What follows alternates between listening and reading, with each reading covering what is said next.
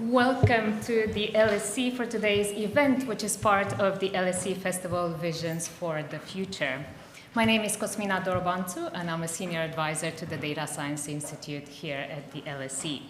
I'm absolutely delighted to welcome Lila Ibrahim to both our online audiences and to all of you here in the room. Lila is Google DeepMind's Chief Operating Officer. In her role, she oversees the AI company's partnerships, social impact, external affairs, ethics and responsibility, legal, communications, and government relations. In 2023, Time magazine recognized Lila on its inaugural list of the 100 most influential people in AI. Lila has spent her career building effective organizations and pioneering products that benefit the world. In her current role, she's at the forefront of ensuring that AI develops in ways that truly benefit humanity. It is an absolute pleasure having you with us. Thank you. And thank you all for joining us today. Just some very brief housekeeping notes before we get started to the social media users out there. The hashtag for today's event is hashtag LSE Festival. Please put your phones on silent so as not to disturb the event. I very much look forward to having a conversation with Lila, and then all of you will have a chance to ask her questions as well. For our online audience, you can submit your questions via the Q&A feature, and please do include your name and affiliation. Great. Well, look, I know this is Visions for the Future, and we'll most certainly talk about the future and about AI, but I find it interesting to spend a little bit of time thinking about the past and sort of understanding where we are today as a result of where we've been. And most people in the audience will know you as someone who is shaping the future of AI.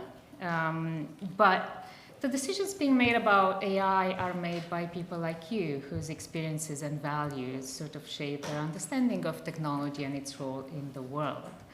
So before we dive into AI, I'd like for us to get to know you as a person and understand what experiences have shaped you. And perhaps a really good place to start is the United States.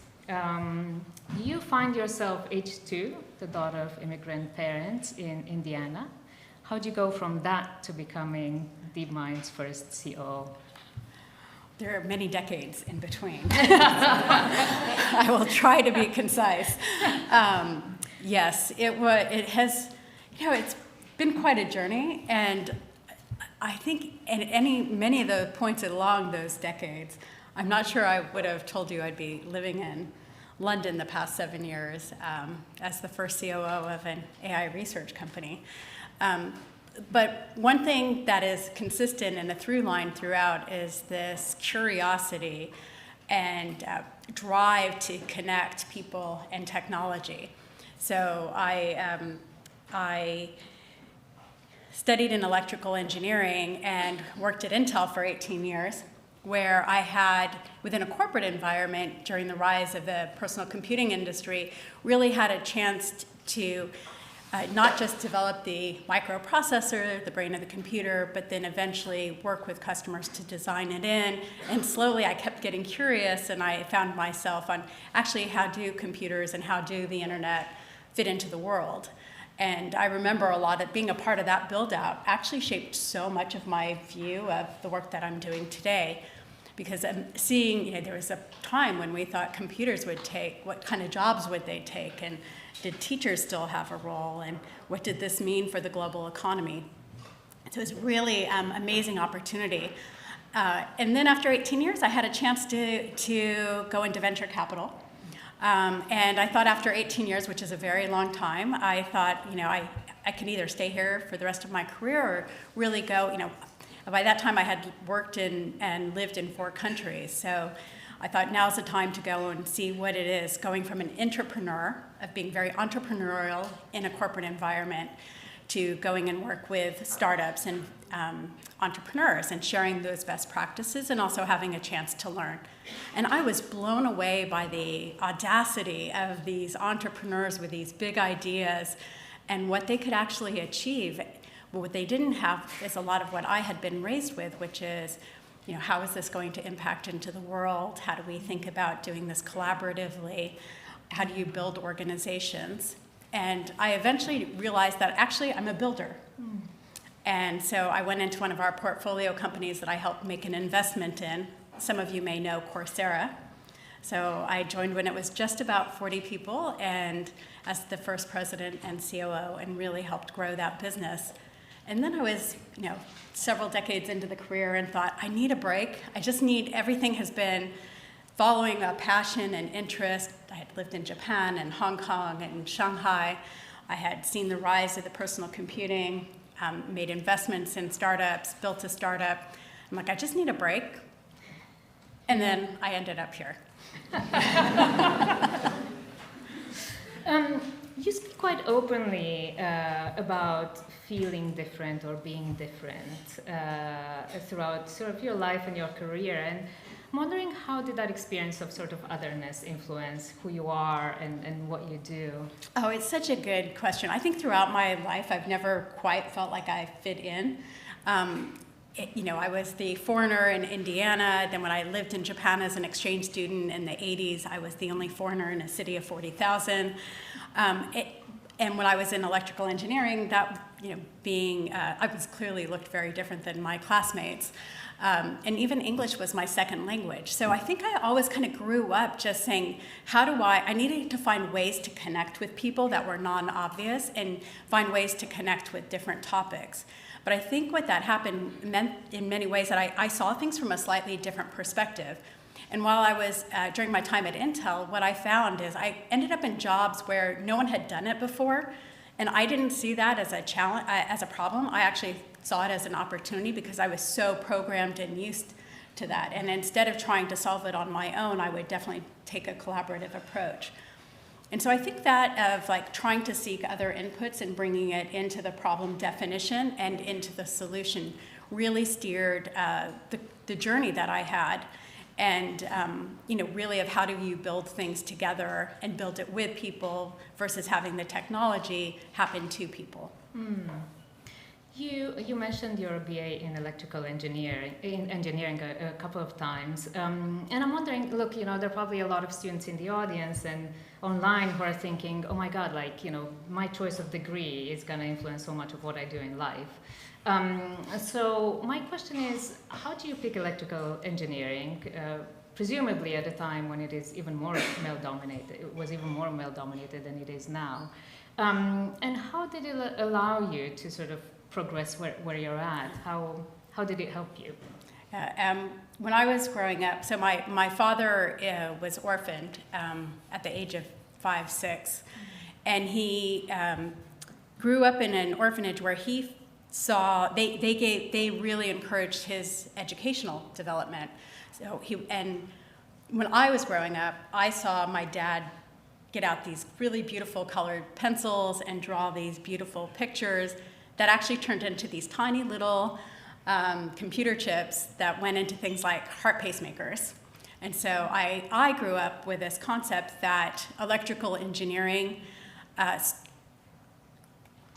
solved problems and created solutions for added life. So how could this little orphan boy from Lebanon end up building technology that would save people's lives? And so to me, it was really the combination of art, math, and science, and those were topics I was very passionate about. And when I started at university, I had a chance to do some internships. And maybe if I had just done the theory, I like to go back actually to some of the women in engineering seminar classes, because I tell them, don't drop out. What you're learning is the theory. What really matters is putting it into practice. And if you feel like you're not succeeding in some of your classes, that's okay. Learning how to struggle and learning how to what you do like and what you don't like is really important. But what I got out of engineering too was this asking questions of why, to what end, and really trying to get to the heart of a problem. And I think that served me well. Now, I have never had a formal business class other than through my Coursera work. I've never taken a formal business class. Everything I learned was on the job with people, asking questions, trying, succeeding, sometimes not succeeding as I had hoped, failing and really having to learn from that. And I think that grit, that resilience, and learning along the way, and it really reinforced that finding things that you're passionate about, because here's a slight secret that I can't believe I'm now saying online, but I actually thought I would go into electrical engineering without touching a computer. And so when I interviewed with Intel for the first time, I just remember my dad saying, don't tell them that you don't like computers, which is really ironic when you think about my role now. So I do think that so much is going to change over a career, and really embracing that change is so critical. And I think that's what my experience in early electrical engineering taught me. No, thank you so much for that beautiful story, and it sort of, gets to the point of why it's so lovely to hear a little bit about the past, because it influences so much of where we are today. When we meet people like you, it seems sort of so normal and seamless and easy almost that you have the job that you do. It's almost like the laws of nature, like the sun rises, the earth spins, and Lila is the CEO of DeepMind. And I think part of the problem is that we just look at people's CVs, or we meet them in their current role, and we don't see sort of the hard work and the personal sacrifice that got you the job that you have today. You had 50 hours, as in 50, yes, of interviews to get an offer from DeepMind. And you've done it a month into what was supposed to be a year off. Why? Like, what was it about DeepMind that made the effort worthwhile? Let's see. So in 2000, I was going to take a year off and reset and be really deliberate about what I wanted to do in this chapter of my life and my career. And my mentor from my venture capital days, John Doerr, said, you've just got to meet this guy, Demis. And I'm like, who is he? I'm like, why would I go to London to work on artificial intelligence, and we're here in the heart of Silicon Valley? There's plenty of opportunities if I want to do it. And besides that, I'm not a machine learning expert. And I finally decided, as a favor to John, I would actually take the meeting. And I think the more I learned about AI, the more I realized this could be one of the most transformational technologies of our time. And there's a lot of things that could go wrong. And I think those 50 hours were them testing of like, okay, we're going to bring our first chief operating officer in. What does this mean in a research organization? And for me, it was a matter also of like, you've got to really I want to be very deliberate. Is this what I really want to be doing? And in the end, I decided that if I could bring all of my decades of experience bringing technology into market with communities in a responsible way, if I could help build some of that at DeepMind, because I felt so values aligned to the founders, Shane and Demis, thought if I could do that, then this would be a career chapter that was worth it. And so picked up the family and we moved here in the middle of, and my interviews were in January, which is also part of the 50 hours of like, do I really want to put myself through this? But it's been an amazing, amazing opportunity. And I my job is every day managing the risk while also making sure we're investing in the opportunity. And so those 50 hours really made sure that when I joined, I knew what I was getting myself into, and every day that's what keeps me up at night. Are we doing enough to get the good stuff? Are we doing enough to mitigate the risks? And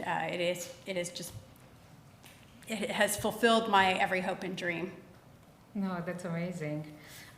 There's a quote in one of the interviews that you gave several years ago to the Financial Times, and what you said then really stayed with me.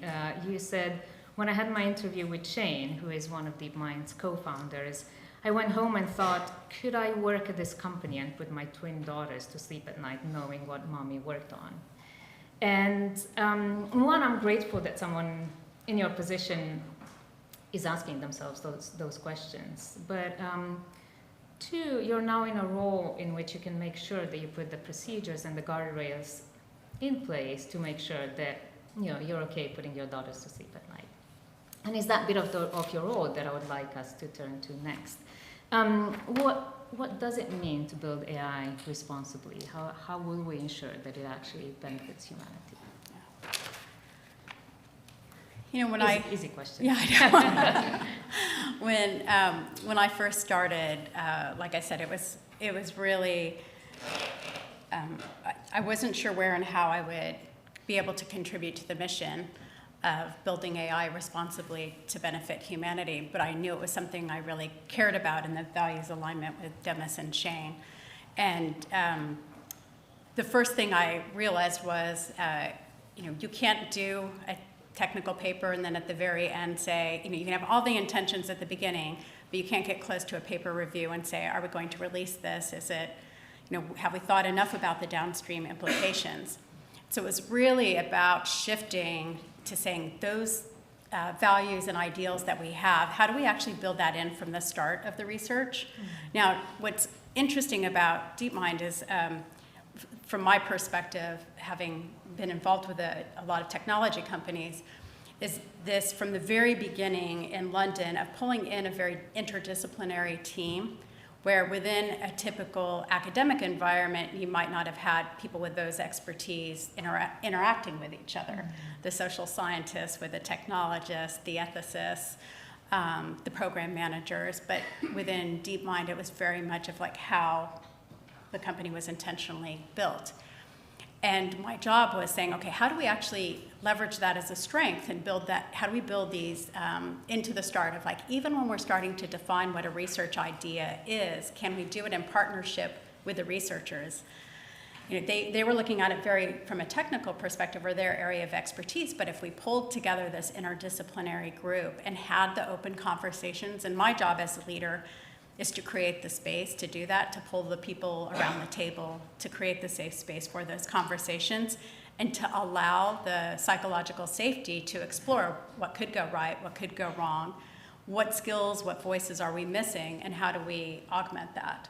So, that was a very deliberate, I often talk about this is part of my job as COO that people may say, like, that's not the sexy part about it, but it's actually one of the most critical things as a leader you can do. And when something doesn't go right, you have to be willing to take that accountability as well, to create the space for those conversations to flourish.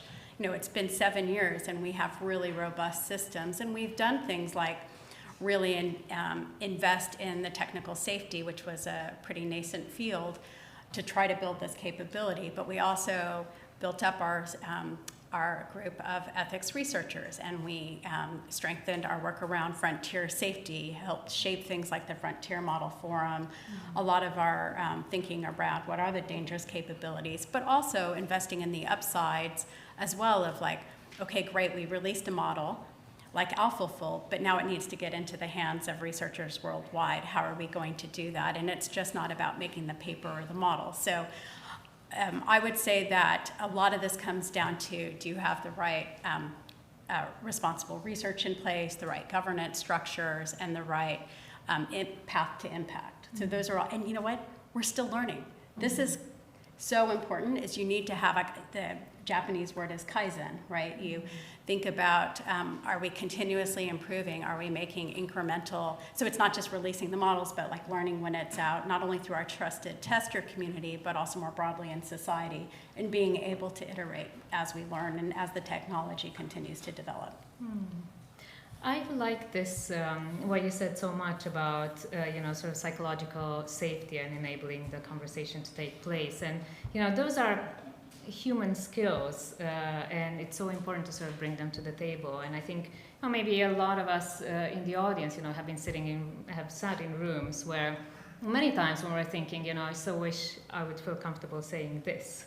And creating that space is actually quite complicated and quite complex, but it's so beautiful when it materializes and when it happens. I want us to touch a little bit on the practice of building AI responsibly. So Google DeepMind has a set of AI principles that guide your work.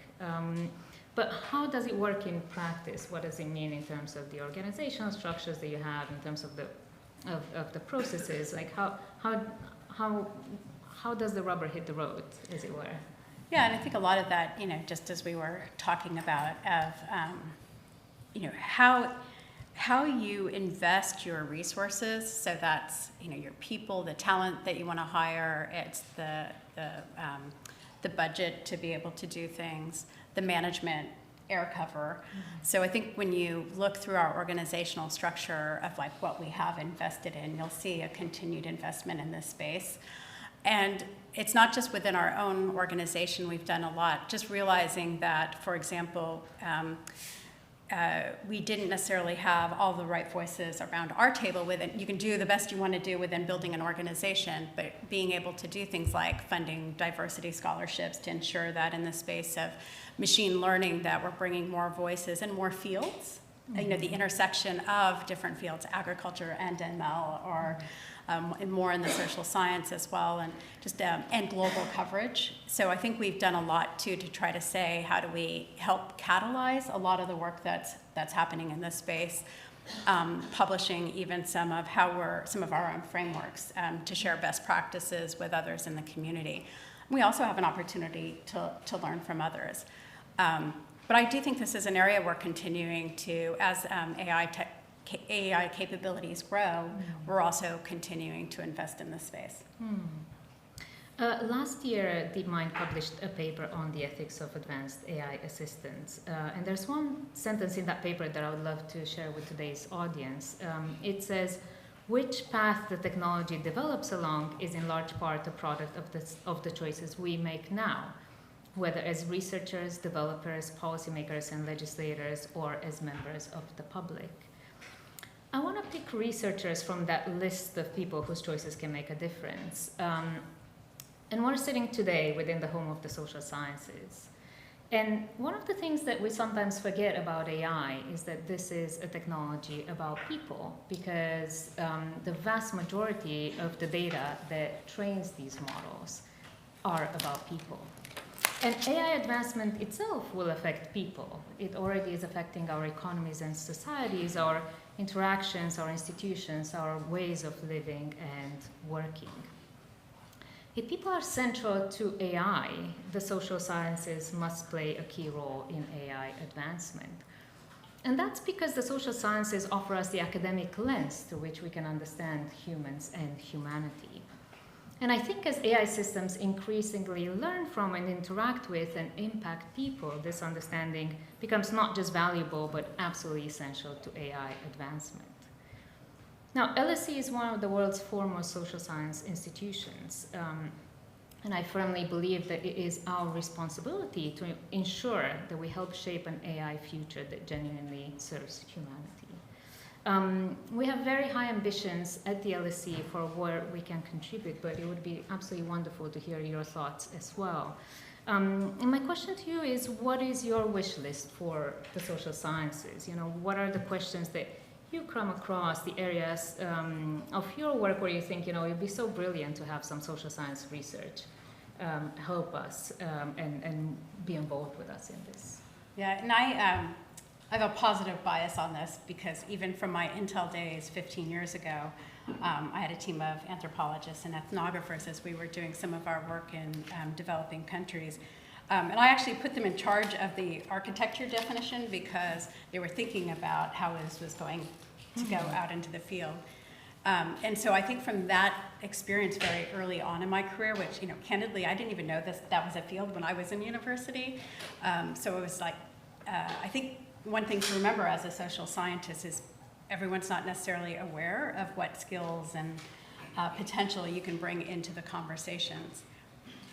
When I think about, you mentioned the ethics of advanced AI assistance, which was written in partnership by and in partnership with a group of social scientists. Like, I think this is such an important, the ability, what this skill can bring into the conversation. So my wish would be, help us remember the parts of what makes us human. What are the questions that we need to be asking, even when it may not be comfortable to do so?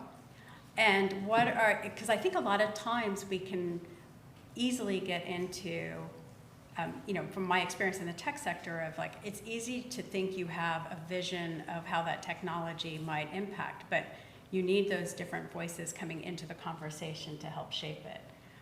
So I think things that we've been doing, for example, that I wish we could scale up, and I know this is not about any one company or any one country, like it really takes a collaborative approach, are things like when we're developing the technology, we know we're now coming at it from a technical perspective, But how do we bring the musicians along when we're doing generative music? How do we bring the movie producers along when we're doing generative video?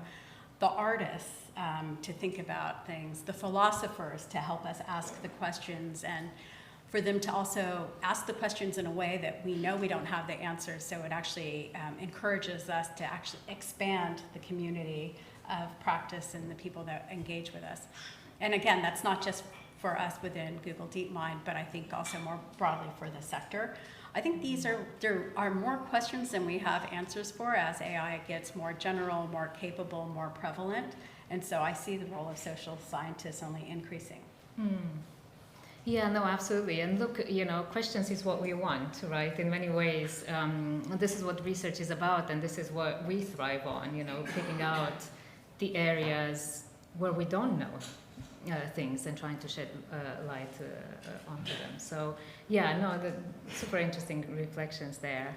I would want us to touch a little bit on the science as well. And in November of last year, DeepMind and the Royal Society organized the AI for Science Forum. Now, this was a one-day symposium held here in London of leading scientists and thought leaders to herald in a new era of AI-driven discovery. There are 4 Nobel laureates present, 2 of whom are your own colleagues at DeepMind. Demis Hassabis and John Jumper won the 2024 Nobel Prize in Chemistry for their work developing AlphaFold. Can you tell us about AlphaFold and why it matters so much for scientific discovery, present and future? Let's see, AlphaFold has been an amazing journey for us. And I even think back to when I started, it seems like it was always going to have a big impact, but when I started, it wasn't clear. And it's amazing that just 7 years later, there's a the first Nobel Prize for the application of AI, which is significant. So AlphaFold is an advanced AI system developed by DeepMind that helps predict the 3D structure of proteins. So what that really means is that proteins are the basic building blocks of life. And if you think about diseases like Parkinson's or Alzheimer's, these are malaria, these are all protein-based diseases. Maybe even remember like COVID and the spike proteins. So understanding proteins can really help us do things like understand disease, come up with better therapeutics. And how this used to work is you needed really fancy equipment, a lot of money, the right skill sets, and let's say a PhD's 4 to 5 years to understand how a single protein might fold. What our advanced AI system did, AlphaFold, was do the prediction of all 250 million known proteins known to humankind, and is now available in a database. And this was basically, people thought it would take 50 plus years. We did it, like I said, within the past 7 years, and we released it in a database, so it's as easy as like a Google map search, you can think of it. What that means is now researchers can more quickly get to understanding the protein and then do the research based on that. So it's, and they're using it for amazing things. Over 2.9 million researchers worldwide are using this. And candidly, we were surprised that there were that many researchers that were interested in proteins. And they're doing things like, why are some crops more resilient to diseases than others? The University of Portsmouth is doing work around plastic-eating enzymes, so even dealing with industrial waste.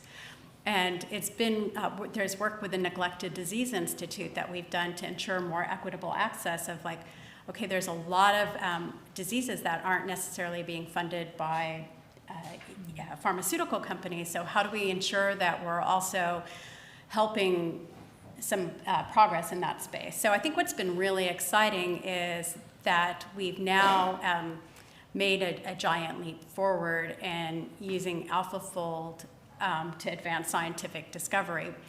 And the Science Symposium, as you mentioned, was to say, the model is important, but what's really important is when it gets into the hands of the people who are experts and can go off and do amazing things with it. And so what can we learn from this that we might then be able to take into other fields? And how can AI become like a microscope or a telescope to help us understand the universe around us, such that we can, address some of society's biggest challenges? No, it's super exciting work, and I think nobody could have predicted the impact that it actually ended up having. And then another area where you're making great progress is weather prediction, which sounds a bit unusual. You wouldn't think that this is where it's going, but tell us a little bit about that and why it matters. Yeah, and this is what's interesting, right? We did AlphaFold, but we're doing work in material science. We're doing work in math, weather, and weather, as you said, is like weather feels very chaotic and unpredictable, and something I'm learning to appreciate living here in the UK. But we have developed some advanced weather forecasting think of accurate predictions for a 15-day forecast, and we've done this in partnership with meteorologists worldwide.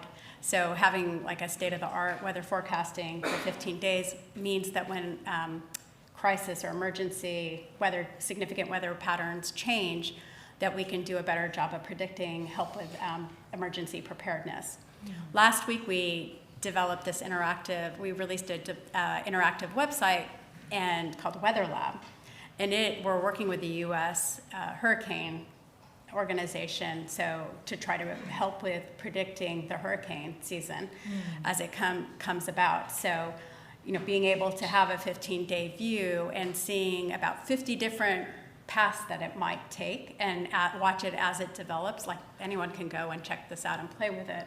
It's really fascinating. And you think about, okay, if we're at this point this early in AI's development, how might this be able to help us as we deal with the climate changes and other things happening in the world?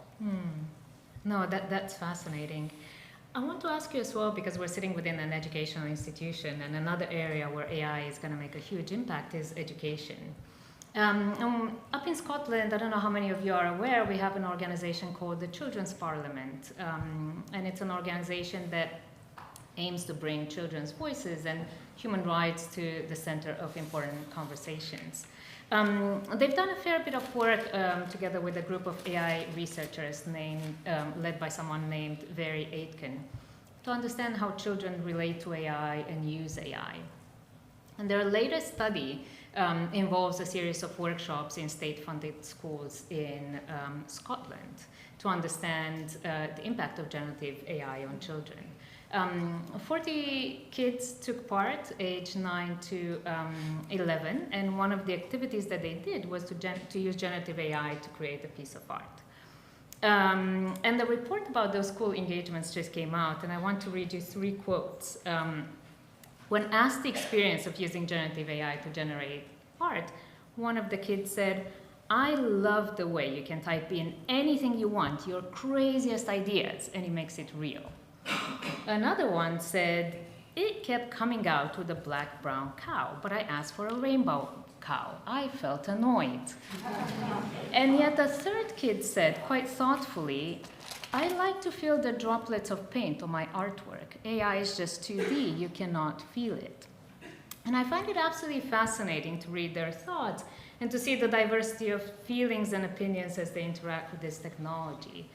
By the way, I have twin daughters, and so I always say I'm running my own A/B test with how they work. And actually, one despises art and would probably fall into one of those categories, and the other one loves art, but actually, so she would be in the let me use AI and bring my creative ideas into something, and the other one would be like, "Oh, but actually no, I want to feel it." But I think this is what's so beautiful about children, right? Of having that ability to articulate points of view and showing how different we all can be.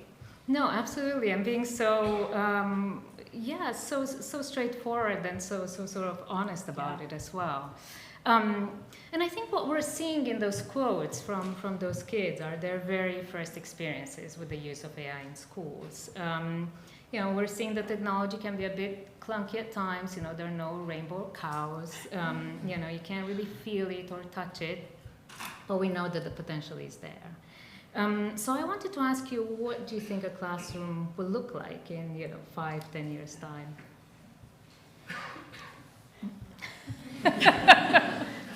You're full of really straightforward questions today. This is what's exciting, is that we actually have a chance to shape this together. And I think it's fantastic that starting to have these types of experiments and conversations, so we can see what's landing and what doesn't work, and starting to form own opinions, I think is quite helpful. Having been involved in education and ed tech since, for the past 25 years and in many different ways, I think we always feel like the ambition of how the classroom will change is sometimes faster and sometimes slower than we imagine. What I do hope, and what I would love to have happen, is that a teacher ends up with their own teaching assistant. Can you imagine if every teacher actually had someone to take some of the administrative work and the grading, so that they could really show up, and probably for the reasons they got into teaching was less on the grading homework and more about engaging and supporting the learning process. And then imagine if students could have their own personalized tutor to help meet them with where they're at and the learning style that they like, so that when they show up in the classroom, the teacher's not necessarily focused on, where they're spending their attention doesn't have to be on the catch-up. It doesn't have, they can, or trying to explain something in a different modality than a learner likes. My twin daughters learn very different ways. And so, I'm fortunate that if they need a tutor, I know where to I can find one, etc. But not everybody is like that. And being able to find a tutor that can motivate each girl individually is a challenge. So imagine a classroom with 30 plus students. So this vision of a teaching assistant for every teacher and a tutor for every student is really something that we're striving towards and working in collaboration with communities worldwide to help envision what that might look like. It's a lot of work that needs to happen still with AI and factuality and making sure that we've got the right access, etc. And I think there's some things, like I said, that there could be changes there, so the classroom dynamic and the learning mode changes. And there's things that I don't think will change. I still truly believe that the magic in a classroom is a teacher, their ability to inspire, engage, to bring those personal touches in, to help share that kind of curiosity and foster the learning process. So I still believe that there's a lot that continues to exist, even with AI coming in. You touched a little bit on access, and we're seeing sort of a concerning disparity show up here in the UK. So recent research shows that 52% of students in private schools are using generative AI, as opposed to 18% of students in state-funded schools. As AI is entering our classrooms, how do we make sure that we're not going to be leaving some students behind? This is something I'm actually quite passionate about. Maybe I'll first give you something that we're doing within Google DeepMind, and then I'll tell you something a bit more personal. Within Google DeepMind, I think this is something we've always felt quite strongly, and which is part of the reason why I mentioned even earlier when we were saying that how do we make sure there are more diverse voices in, of being kind of the catalyzing some of the fellowships into the university level to help foster the growth in this space. What we did was realizing that the students that are the generation in school right now are the ones that are actually going to live with whatever we build, right? This is we have to get this in a good place and bring them into being pioneers and builders of the technology. So we worked with the Raspberry Pi Foundation here in the UK, focused on developing a curriculum for community leaders, working with the age group 11 to 14, specifically in under-resourced areas here in the United Kingdom, to bring learning about AI and learning about responsible use of AI, because our belief was like if we can help get this to be more accessible in community-based learning in schools, then it's something that we can then scale with Raspberry Pi Foundation, and it's been quite successful. And it's at least, again, helped kind of catalyze other conversations. You know, it's not just about us providing this, it's about others being able to do this work. On my personal side, I actually founded a nonprofit. I built a computer lab at the orphanage my dad was raised in 2000 as a way to say thank you for my engineering degree. I had this experience of seeing when you could bring technology into a classroom, what might be possible, even though at the time they were like, we don't need a computer lab, we need food, clothing, electricity at the orphanage. And you know, my dad was like, don't discourage the girl and let her show you what can happen. So in the year 2000, I built a computer lab in 2 months, hired a teacher, and then got to see over the next, you know, it's been 25 years since, so I've, you know, literally seen a lot of the kids kind of grow up with careers, and what that skill set did for them in terms of enabling job opportunity was really powerful. So I started a nonprofit called Team for Tech with my friend, and because I had this cool experience, but I'm like, actually, this is great, it's one orphanage, 1,000 students, but how do we scale this more globally? And it's all about the capacity building for nonprofits worldwide, so that the nonprofits can do it in the local context with a local curriculum, the teachers, they have the trust, understand how to get the connectivity. And so one thing that's been really interesting on my personal side is seeing how much AI has been seen as an opportunity in under-resourced communities worldwide, where they maybe don't have a lot of the privilege of a private school, as you mentioned, and instead have to think about things like, well, they have access to the technology, and they need that ability to scale, to have the efficiency to express themselves in different ways. Especially multimodality comes in really critical, is really important, because it's not always about writing, it's also being able to visualize, see your colored cows, and or hear the sounds. And I think this is really what's interesting to me. It's like remembering sometimes that there's, with the billions of people on Earth and the technology like AI, which it's not about, you know, building the computers and putting them in the classroom now. It's when you release a model, it's available globally.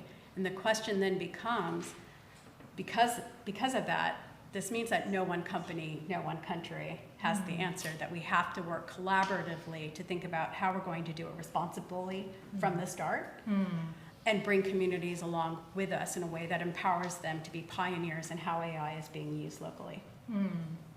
No, that's super interesting, and I think, you know, those questions of equity and access have to be a priority for all of us, you know, as we're thinking of how this technology can increase productivity. Equity should most certainly be one of the concerns that we have up there.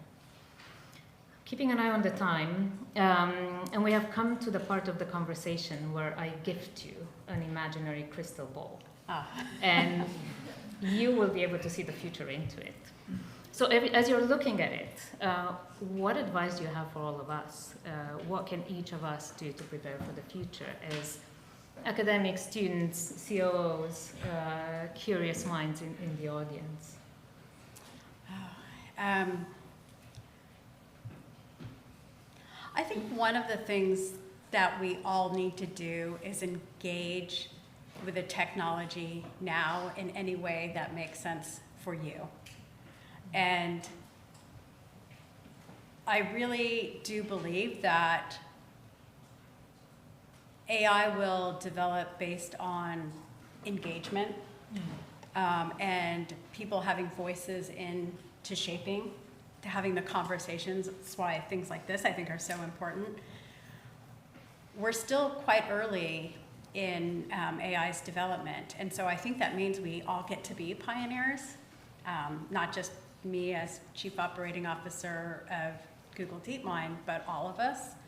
And so I think, you know, how are you thinking about AI in the intersection of your day-to-day life, your career, how you work, play, maybe where is it not being useful? Like, you get a chance to shape this and to help define the future, and I think that's it. It needs to be, it's such a transformational technology, and it requires exceptional care. And because it requires exceptional care, it means that it needs everyone's participation. One final question from me before we turn to the audience. And it's a very short question, but what is the future that you dream of? Like I said, every day I think about what could go right and what could go wrong. And I feel like we need to have a very balanced approach. Like, I really want us to get to the point of understanding. I think we all, many of us have personal stories of like knowing people who are dealing with chronic illnesses or have passed away, and thinking about what would better solutions be, right? How can we think about therapeutics? How can we think about living healthier lives? How do we think about food supply? These are things I think about, of like the benefit of AI. And I have questions about the universe that I'm also really, the science part actually really excites me. So I think that's, I hope we can make the progress while also mitigating the risks. I don't think it's one or the other. I think it needs to go hand in hand. It's a great note to finish our conversation on, and thank you so much for an insightful discussion. It's on to you, our lovely audience. There are a ton of questions already. Look, what we're going to do is we're going to select questions in rounds. And I'll pick 2 questions from the audience, and I'll pick 1 question online as well. Let's go with the person at the back as one of the questions in the audience, and then one at the front here as well. Yeah. 1, 2. Hi, Lila. Thank you so much for the conversation. My name is Camelia, and I'm a data science and public policy student here at the LSE. Really beautiful talk. I think a lot of what you said was resonated. I think I grew up from a region similar to yours, so and I've been thinking now a lot about transitioning to a career in tech. But I think a lot of one thing that's been on my mind is also like the concerns that are there around tech companies. I'm a firm believer that tech can be very good, and I've seen, AlphaFold was an incredible example, and I've seen a lot of great outcomes of AI for like humanity, but I've also seen increasing concerns about some of these uses. Quite often, okay, oh now it does. Quite often, these uses of AIs that can be particularly harmful to other people might even occur without the knowledge or without the consent of those working on it. So it raises kind of a concern and question for me is like, how can I trust these tech companies that I want to work for? So my question would be, what should I look out for when I look at these companies? What are the kind of signals that would make me feel like, okay, maybe this is something I want to steer away from, or this is a place I can actually see and drive change and be sure that what I do is actually good rather than harmful. Thank you for that question. I'll get you two more questions, and then we'll. I'll follow and while the microphone works its way to the audience member here, we have a question from Billy Wright, who's a year 12 student from London. And Billy would like to know, how will we know the difference between human innovation and innovation through AI? Yeah, please. So I'm Lubna Samara from Higher Will, and my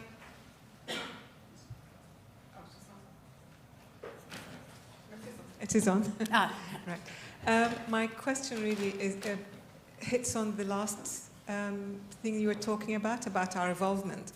And we're such an exciting stage of our evolvement, really. And I kind of keep thinking about how caveman started irrigating the land, they freed themselves, that they had a constant food supply and started being able to have a lot more time to evolve, to learn more about sciences and arts and cosmology and architecture and develop. And it feels like we're in the same kind of juncture. And first of all, I'm wondering if that's a bit of a crazy thought, but if it's not, I'm wondering if you are also planning for beyond, whether you're actually, whether you're actively looking to architect that future landscape that we have, or maybe you're leaving it to Gene Roddenberry or something. So, thank you. do you want me to? Wherever you want to start. I'll take them backwards. On the last question, yes, we're thinking about, absolutely, and this is a critical role for social scientists that we're exploring with communities outside of our own, which is what, as AI becomes more general, more capable, more prevalent, what does that mean? If there are certain roles that do change, like what does it mean for people wanting to learn and understand about the universe? And as you said, like how do we ensure that there's like that flourishment? So we are having conversations about it. I think there's probably more questions than answers, but I think that's part of the beauty of the process of exploring things together. So it's not a crazy idea, it's absolutely spot on. The second question from Billy, year 12, was? Yes. The difference between human innovation and innovation through AI. I think it's, I think his question was also an or question, but I think it's a, there's also an and question, which is human and AI.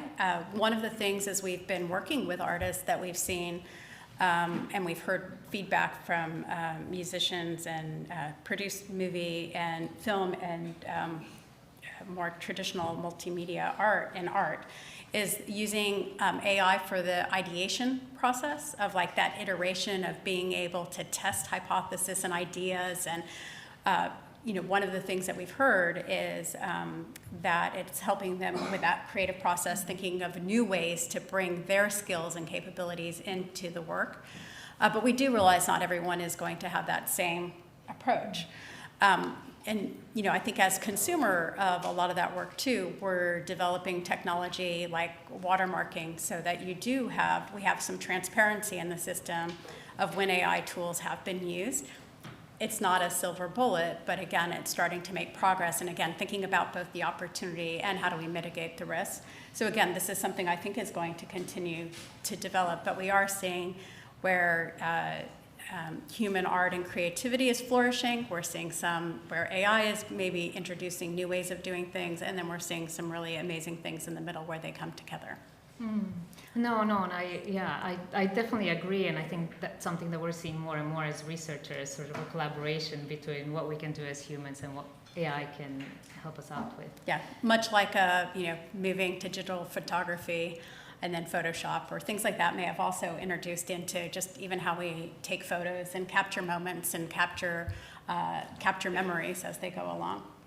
The last question about, I think you don't have to be in a tech company to do technology work, I think is number one.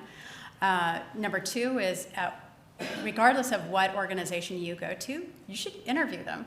Like, they're not just interviewing you, you should interview them. Do you have the values alignment? Do you know what you're trying to get out of the role, out of the company? Is it a career there that you're looking for? Is it a specific job? And so I think just remembering that as you go into the job search process, a lot of this is also about you fitting with them as much as it is them thinking that you're the right person. And the other thing I always tell students who are kind of going through this is also understand values. Like, I actually really appreciate it in the interview process when people ask me and kind of push on, you have got to understand the values, and then you've got to understand the process to keep the values in check. And I think those are fair questions. But everybody has different motivations for what encourages them in a job. In a career, I think of as like many different jobs together. It could be at the same organization, different organizations. For me, that's why I spent the 50. I also had the luxury of being able to do the 50 hours of interviewing before I took this job. But it's also part of what's made it such a good fit. We're at the end of our time. I know there's so many questions that are still in the audience, and it just tells me that we need to do more of this. But Lila, it has been a real joy, and thank you so much for coming to the LSE. And thank you all for participating.